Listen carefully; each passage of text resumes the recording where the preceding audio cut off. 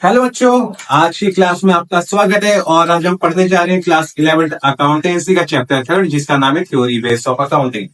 इसका हम पार्ट 1 और पार्ट 2 पिछली क्लास में कवर कर दिए हैं और आज हम इसका पढ़ेंगे पार्ट 3। तो देख लेते हैं, हम एक बार रिवीजन कर लेते हैं पिछली क्लास में हमने कितना पढ़ लिया है। ठीक है, पहला था हमारा अकाउंटिंग प्रिंसिपल्स। मैं आपको बता चुका हूं पिछली क्लास में कि अकाउंटिंग प्रिंसिपल्स होता क्या है। अकाउंटिंग के कुछ रूल्स होते हैं कि कैसे अकाउंटिंग को किया जा सकता है। तो इसमें वही था, उसमें पहला पॉइंट है हमारा अकाउंटिंग कॉन्सेप्ट। फिर दूसरा था हमारा अकाउंटिंग कन्वेंशंस। अकाउंटिंग कॉन्सेप्ट को हम फंडामेंटल अकाउंटिंग एज्यूम्पशंस से भी जानते हैं, जिसमें हमारा पहला था गोइंग कंसर्न और कंसिस्टेंसी। गोइंग कंसर्न क्या था, मैं फिर हमारा था एक्रूअल। एक्रूअल क्या होता है ये हम देख लिए थे पिछली क्लास में। फिर हमारा था अकाउंटिंग एंटिटी और बिजनेस एंटिटी प्रिंसिपल्स। मतलब अकाउंटिंग के कुछ रूल्स होते हैं या बिजनेस के कुछ रूल्स होते हैं, ये था इसमें। ठीक है, फिर मनी मेजरमेंट प्रिंसिपल, ऐसे रूल्स जो कि मनी को मेजर किए जा सकते हैं, ये हम पढ़ लिए थे पिछली क्लास में। फिर अकाउंटिंग पीरियड प्रिंसिपल, मतलब जो अकाउंटिंग पीरियड होते हैं उसके कुछ रूल्स थे, ये सब आप हमारे पार्ट 1 में देख सकते हैं जाके। फिर हमारा था फुल डिस्क्लोजर प्रिंसिपल, मतलब जो अकाउंटिंग होती है आपको तो पता ही है, उसमें कुछ छिपता नहीं है। अकाउंटिंग की बैलेंस शीट में क्या होता है, हर चीज दिखाई जा सकती है। अकाउंटिंग की जो ट्रांजेक्शन होती है वो फुल डिस्क्लोजर होती है, तो उसके भी कुछ रूल्स होते हैं। हम इस टॉपिक में वही पढ़ चुके थे उस पिछली क्लास में। फिर हमारा क्या था, मेटेरियलिटी प्रिंसिपल्स। मटेरियलिटी का मतलब मैंने क्या बताया था आपको, इंपॉर्टेंस, उसके कुछ रूल्स थे इसमें। फिर था हमारा कॉस्ट और हिस्टोरिकल कॉस्ट प्रिंसिपल, इसके भी कुछ रूल्स थे। फिर हमारा था रियलाइजेशन प्रिंसिपल, कंजर्वेटिज्म और प्रूडेंस प्रिंसिपल था हमारा। फिर हमारा था मैचिंग प्रिंसिपल्स, ये हम कैसे मैच कर सकते हैं प्रिंसिपल, उसके भी कुछ रूल्स थे। फिर तो हमारे ड्यूअल एक्सपेक्ट प्रिंसिपल्स, मतलब हम कोई ट्रांजेक्शन करते हैं उसमें क्या होता है, हम कोई सामान खरीद रहे हैं बदले में कैश दे रहे हैं, मतलब डबल एंट्री आ जाती है कहीं ना कहीं, तो उसके भी कुछ रूल्स होते हैं। इसमें हमने वो देखा था। फिर था हमारा रिवेन्यू रिकॉग्नाइजेशन, तो ये मैं सब पढ़ा चुका हूँ पिछली क्लास में। फिर हमारा था वेरिफिएबल ऑब्जेक्टिव प्रिंसिपल्स, कि हम कोई जो ट्रांजेक्शन करते हैं उसमें हमें एक एविडेंस की जरूरत पड़ती है। जैसे एग्जाम्पल हम बिल ले लेते हैं, तो कोई भी एक्टिविटी करते हैं तो उसमें हमें कुछ एविडेंस की जरूरत पड़ती है जिसको हम रिकॉर्ड कर सकें। तो उसके भी कुछ प्रिंसिपल्स है, उसके भी कुछ रूल्स थे, तो हम इसमें जानते रहते पिछली क्लास में। तो आज का हमारा जो टॉपिक है वो हम जानेंगे, तो चलिए स्टार्ट करते हैं।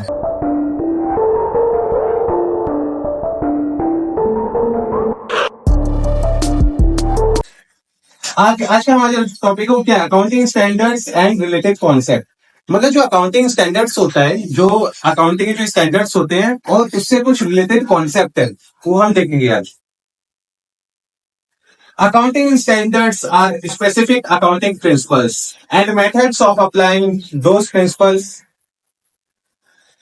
जो अकाउंटिंग स्टैंडर्ड्स होता है उसके कुछ स्पेसिफिक अकाउंटिंग प्रिंसिपल्स होते हैं, मतलब उसके कुछ रूल्स होते हैं। हमारे अकाउंटिंग स्टैंडर्ड्स होते हैं, उसके कुछ रूल्स होते हैं जिसको हम प्रिंसिपल्स भी बोलते हैं, और कुछ मेथड्स होते हैं जो अप्लाई किए जाते हैं रूल्स के द्वारा। मतलब मैं समझा दे रहा हूँ दोबारा, अकाउंटिंग स्टैंडर्ड्स होता क्या है। जो अकाउंटिंग स्टैंडर्ड्स होता है उसके कुछ स्पेसिफिक रूल्स होते हैं, ठीक है, और उसको करने के लिए कुछ मेथड्स भी हो सकते हैं। हम उसे अप्लाई कैसे कर सकते हैं, उसके प्रिंसिपल्स के द्वारा, मतलब उसके रूल्स के द्वारा। उसके बाद लिखा है इसमें, there are written policy documents. जो हमारे अकाउंटिंग स्टैंडर्ड्स होते हैं वो क्या होते हैं, रिटन पॉलिसी डॉक्यूमेंट होते हैं, और उसको इशूड किया जाता है एक्सपर्ट के द्वारा। कौन कौन से हो सकते हैं, अकाउंटिंग बॉडी। मतलब जो हमारे अकाउंटिंग स्टैंडर्ड्स हैं वो रिटर्न पॉलिसी डॉक्यूमेंट होते हैं, और जो इशू किए जाते हैं किसके द्वारा इशू किए जाते हैं, कौन इशू करता है अकाउंटिंग स्टैंडर्ड्स को, अकाउंटिंग बॉडी करती है। इंडिया की अकाउंटिंग बॉडी क्या है, आईसीएआई। ये सब आप आगे जानोगे कि आईसीएआई क्या होता है, ये आप जान लो कि अकाउंटिंग बॉडी इंडिया की क्या है, आईसीएआई।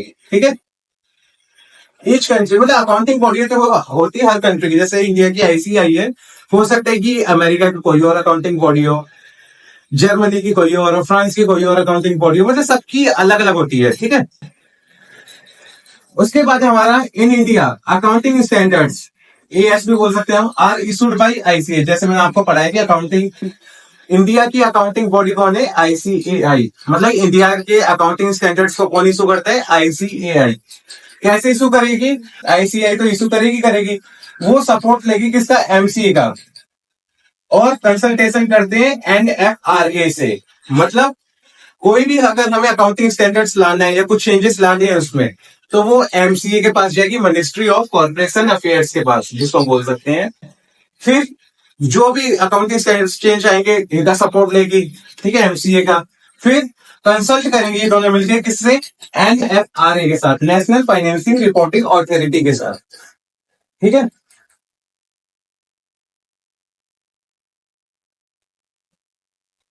उसके बाद है हमारे एडवांटेज ऑफ अकाउंटिंग स्टैंडर्ड्स। जो हमारे अकाउंटिंग स्टैंडर्ड्स होते हैं, जो हमारे अकाउंटिंग स्टैंडर्ड्स होते हैं, उससे हमें क्या एडवांटेज हो सकते हैं? जो हम अकाउंटिंग स्टैंडर्ड्स ला रहे हैं भारत में, मतलब आईसीआई जो इशू कर रही है अकाउंटिंग स्टैंडर्ड भारत में, तो उससे हमारे क्या एडवांटेज हो सकते हैं? तो ये देख लेते हैं हम। जो हमारा एडवांटेज होगा, फर्स्ट हमारा होगा स्टैंडर्डाइजेशन। मतलब जो भी हम अकाउंटिंग करेंगे, जिस तरीके से फर्म में अकाउंटिंग होगी, सब क्या होंगी? एक तरीके से होंगी, एक ही रूल्स को सब फॉलो करेंगे। मतलब जितनी भी कंपनी है सब अपनी मर्जी से नहीं करेंगे अकाउंटिंग, उनके कुछ रूल्स होंगे। अगर अकाउंटिंग स्टैंडर्ड से हमें क्या एडवांटेज हो सकता है? सब रूल्स सेम होंगे। रूल्स सेम लिख लीजिए आप यहाँ पे, रूल्स सेम, ठीक है।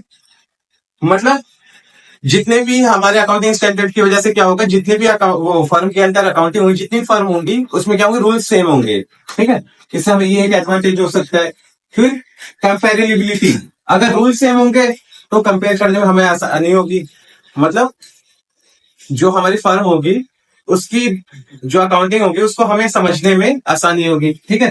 कंपेयर कर सकते हो उसको हम, और फर्म के साथ या भी खुद से, है ना। इंटर फर्म इंट्रा फर्म आप पढ़ चुके हो क्या होता है ये। फिर इसके बाद क्या है? Reduction in scope of window dressing. मतलब ये जो इसको वो विंडो ड्रेसिंग होती है, विंडो ड्रेसिंग आप जानते हो कि जल्दबाजी में कोई चीज हमें दिखानी होती है तो हम जल्दबाजी में कुछ भी दिखा देते हैं उसमें, उसमें मदद करती है। मतलब जो भी हम अकाउंटिंग करें, कितना वो फर्म को प्रॉफिट हो रहा है, कितना लॉस हो रहा है, कितना एसेट्स है उसके पास, तो उसको मतलब कि विंडो ड्रेसिंग में नकली का दिखाने के बजाय वो सही से दिखाएगी। मतलब जो विंडो ड्रेसिंग वो जो जल्दी में आके हम वो कर सकते हैं, अकाउंटिंग की बैलेंस शीट को दिखा सकते हैं, उसको दिखाने में क्या करेगी? जो सही बैलेंस शीट दिखाएगी वो।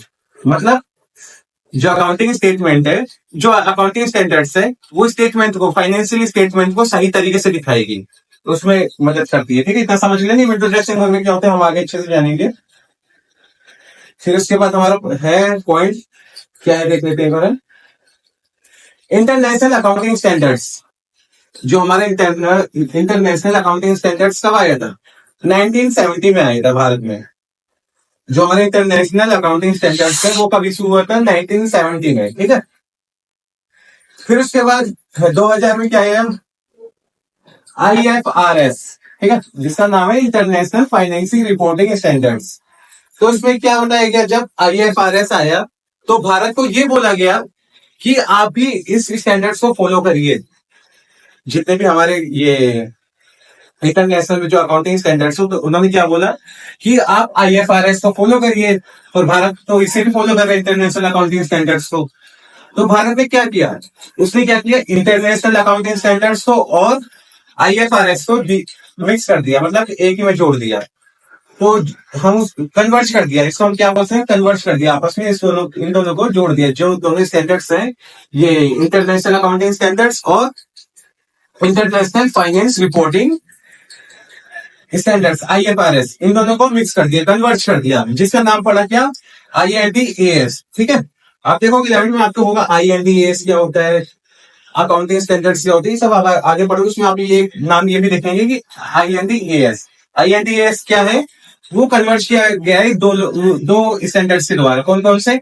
इंटरनेशनल अकाउंटिंग स्टैंडर्ड्स जो कि 1970 में इशू हुआ था। दूसरा इंटरनेशनल फाइनेंसिंग रिपोर्टिंग स्टैंडर्ड्स जो कि आईएफआरएस है, जो 2000 में इशू हुआ था, ठीक है। फिर भारत ने इनको कन्वर्ट कर दिया था, जिसका नाम पड़ा आईएनडीएएस, ठीक है।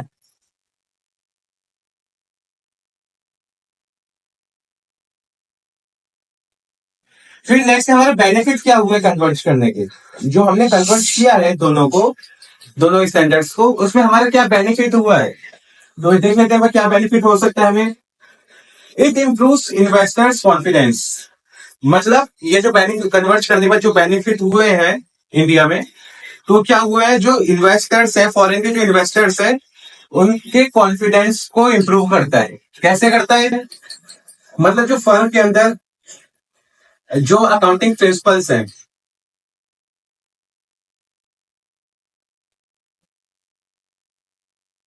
जो फर्म के अंदर अकाउंटिंग प्रिंसिपल्स हैं, वो तो सेम है। अकाउंटिंग स्टैंडर्ड्स तभी तो इशू हो रहा है, आईसीए जो इशू करता है। जो फर्म के अंदर अकाउंटिंग प्रिंसिपल्स है, अकाउंटिंग करने के कुछ रूल्स हैं, वो तो सेम है हर जगह के।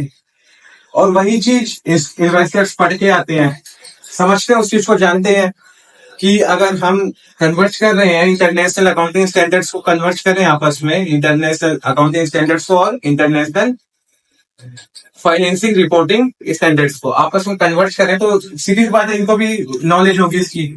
तो उनको क्या करते हैं, उनको इसको फर्म की जो अकाउंटिंग है उसको अंडरस्टैंड करने में काफी हेल्प मिलती है। मतलब अच्छे से वो समझ सकते हैं। तो हमारे क्या बेनिफिट हुआ? पहले इट इम्प्रूव्स इन्वेस्टर्स कॉन्फिडेंस। मतलब कहीं ना कहीं इन्वेस्टर्स के कॉन्फिडेंस में काफी इंप्रूवमेंट आ रही है इस वजह से कि वो बैलेंस शीट को, मतलब अकाउंटिंग स्टेट, वो फाइनेंशियल स्टेटमेंट्स को समझ सकते हैं, ठीक है, फर्म के। दूसरा, global global comparison two is easier. मतलब जो ग्लोबल में जितनी भी फर्म है, मतलब जो इंडिया के कुछ फर्म्स हो गई और फॉरेन के कुछ फर्म्स हो गई, तो इसको आपस में कंपैरिजन किया जा सकता है। क्यों? क्योंकि अकाउंटिंग स्टैंडर्ड्स तो सेम ही है, तो इसको आपस में हम क्या कर सकते हैं, कंपेयर करने में काफी इजी हो जाता है हमें। आपस में कंपेयर करने में फर्म की जो ये फाइनेंशियल एक्टिविटी होगी, उसको आपस में कंपेयर करने में काफी हेल्प होती है इसमें, ठीक है। तो इसके बाद हमारे क्या है, ग्रुप कंसल्टेशन इज पॉसिबल। मतलब इनको ग्रुप में इकट्ठे करने में भी काफी हेल्प होती है इसमें। तो इस चैप्टर में खाली यही था हमारा, जितना पढ़ चुके हैं, तो आप देख लिए क्या है इसमें। तो हमारा चैप्टर यही कंप्लीट होता है। हम आपसे जल्दी मिलेंगे नए चैप्टर के साथ। तब तक के लिए धन्यवाद।